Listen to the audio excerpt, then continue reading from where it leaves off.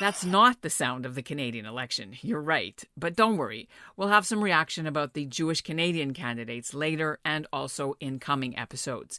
The sound you actually heard is from a video taken inside a specially chartered airplane.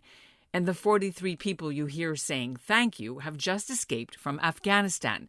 And they're on their way pretty soon to new lives, including many destined for Canada. This is the inside story of how they got onto that plane, chartered by a private citizen, Canadian Sylvan Adams, in the wake of the American pullout from Afghanistan in August. The rescue was made even more necessary because the Canadian government also pulled its staff out of Afghanistan. So we got this clandestine rescue effort by an international team of Canadians and Israelis to save some of the women athletes on the Afghan women's cycling team, plus other women and their families who were in danger of persecution after the Taliban takeover. So literally, our girls were at the border with Taliban guns trained at their heads, and I'm not exaggerating, when a phone call goes to the president of Tajikistan. This is really cloak and dagger stuff. I'm Ellen Besner, and this is what Jewish Canada sounds like for Thursday, September 23rd, 2021. Welcome to the CJN Daily, sponsored by Metropia.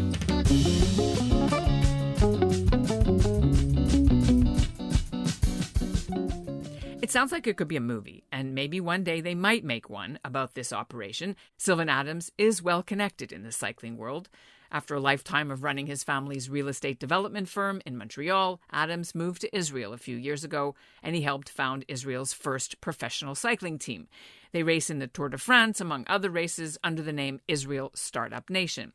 Adams is also one of the wealthiest people in the world, and he's part of Bill Gates' Giving Pledge group. That includes the Rothschilds and the Rockefellers and Bronfman and even Mark Zuckerberg of Facebook, who all pledged to give away most of their fortunes to good causes. Coming up, Sylvan Adams will be here to share the details of the nerve-wracking rescue and how it happened, ironically, on the first anniversary of the Abraham Accords, which established diplomatic ties between Israel and the United Arab Emirates, and that helped make things fall into place. But first, here's what's making news elsewhere in Canada right now. I'm Hernan Popper in Winnipeg, and this is what Jewish Canada sounds like. In New York Wednesday, it was the 20th anniversary conference known as Durban 4, and it went ahead at the United Nations.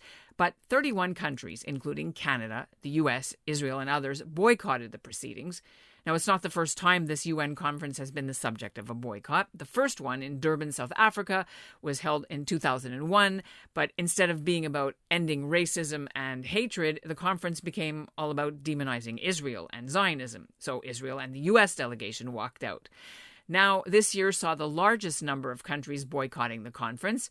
The UN has said Durban 4 will reinforce the pledges they made 20 years ago at the first conference. This year's theme is supposed to be about reparations, racial justice, and equality for people of African descent. Meanwhile, in Canadian election news, you all know the results already from the Monday vote, so I don't need to tell you about them, but environmentalist Avi Lewis didn't win in his campaign for the NDP in the riding of West Vancouver, Sunshine Coast, and Sea to Sky. Also in BC, in the riding of Nanaimo, Ladysmith. But results aren't in yet for who actually won. The Jewish Conservative candidate, Tamara Kronis, was trailing by fewer than 1,000 votes behind the NDP, and counting was still going on. Sylvan Adams was named this year as one of the most influential people in Israel by the Jerusalem Post. His name is on the Montreal YMYWHA, his cycling teams are racing at events around Europe, and he backed Israel's attempt to land a rocket on the moon. But for the last month, he's been focused on Afghanistan. Sylvan Adams is here now from Miami. It's great to have you. Listen, you've just been involved in an operation which is slowly the details are starting to come out. And I wonder if you could just take a step back and sort of walk us through the timeline of how this all started. So I was contacted by a journalist that I know that has interviewed me in the past, a cycling journalist, and she was in touch with a woman, an American woman, who had been a coach of of the Afghan women's cycling team. And this journalist knew that I'm involved in some humanitarian works. And so she was inquiring whether I had any kind of contacts or could be helpful in any way in terms of helping to get these Afghan women cyclists out of the country because of the rampage of the Taliban and the impending doom that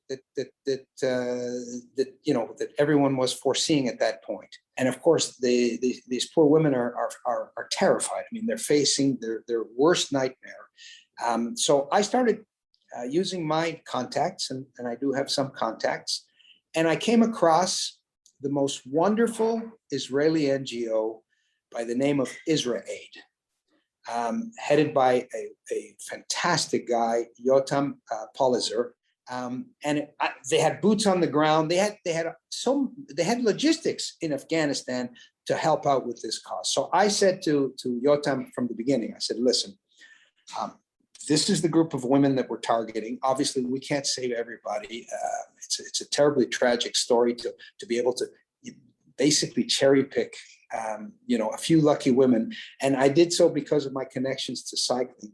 So we got Yotam on the case. We made lists of these women, and Yotam put his people to work. He has operatives on the ground in Afghanistan, Afghanis, who are working surreptitiously.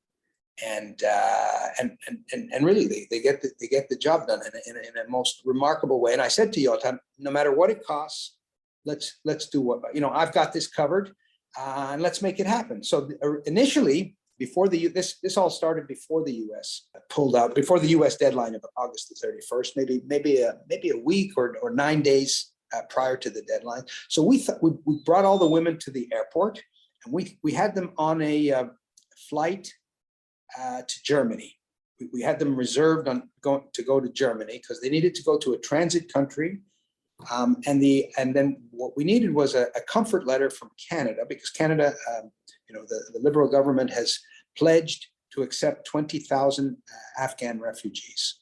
And I mean, there's no group that's more needy than a group of women cyclists, where in Afghanistan, at best, you are persecuted for riding your bike, and at worst, literally killed for simply riding your bicycle. So of course they qualify as refugees, and we started to work with firstly with the PMO, and then with Minister Mendocino's office. And by the time they got us the comfort letter, and I guess it had to be vetted by lawyers, and you know how these things go, and everybody was working in good faith. But by the time we finally got the letter, and it was a perfect letter, the Germans weren't flying anymore. They closed down their operation, and Canada had closed its operation. And we decided to embark on a plan B, which was to travel to the border of Tajikistan and literally walk across the border to the neighboring country. So we had a problem, because this now fell a day or two after the August 31st deadline. And there was a long lineup of people at the border, and we had trouble prioritizing who was going to be able to get through. And this is where another piece of good fortune emerged, which is I know a gentleman who just retired as CEO of the world's largest mining company. And he told me that he had just built a smelter in Tajikistan, and he knew the president personally. So literally, our girls were at the border with Taliban guns trained at their heads. And I'm not exaggerating. When a phone call goes to the president of Tajikistan, this is really cloak and dagger stuff. And they were permitted entry into Tajikistan. Thereafter, our new Abraham Accord partners who had heard about this mission, they generously offered to be a hosting country while our Afghan women complete their paperwork to be accepted as refugees in Canada. What would have happened, do you think, if the Taliban had discovered that Israel and Jews were involved in this? I dread to think. I don't want to answer your question. I dread to think what could have happened. What is the situation? How is CIJA and Canadian law firms and any other like OMETs and things like that? How are they all involved in this process? What did you do? So they were helpful. I reached out to all my Canadian contacts, all my Israeli contacts. They were helpful in terms of getting to the Trudeau administration and getting to Minister Mendocino's office. They worked with them. So they were good in terms of getting the necessary and helping us with the logistics of applying for refugee status. So again, they were part of the team. There were many moving parts and a lot of people that ultimately got involved, including as I said, our Emirati friends that offered to host them. So listen, I'm really grateful to how much people care and how much effort went into saving these women. We practice the ancient Jewish imperative of tikkun olam. Would you have a comment on the length of time that this took? And Canada's been coming under a lot of criticism for the way it had stopped and left and closed down the embassy and left a lot of Canadians and others stranded. I think Canada and all the other Western countries really fell victim to an American decision and the manner in which the Americans pulled out, which I think is really an unacceptable thing.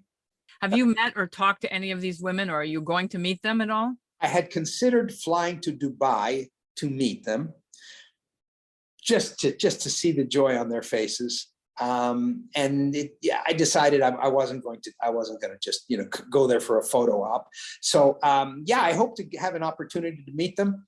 Maybe we'll recruit some one day for an Israel Startup Nation female professional team, and they never look back. And but there were some tragic stories. I had a testimonial from one of them who said, her husband, I'm really worried about my husband. He's still stuck in Afghanistan. So this story isn't over.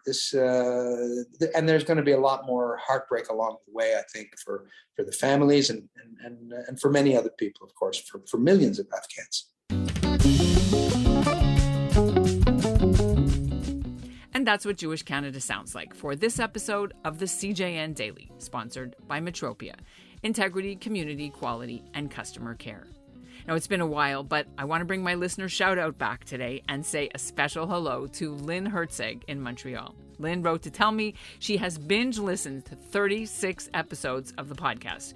Boy, does she ever deserve this shout out. She started with the episode we did dating back to July 13th, which is the one where I spoke to 2 Canadian veterans of the 1948 Israel War of Independence.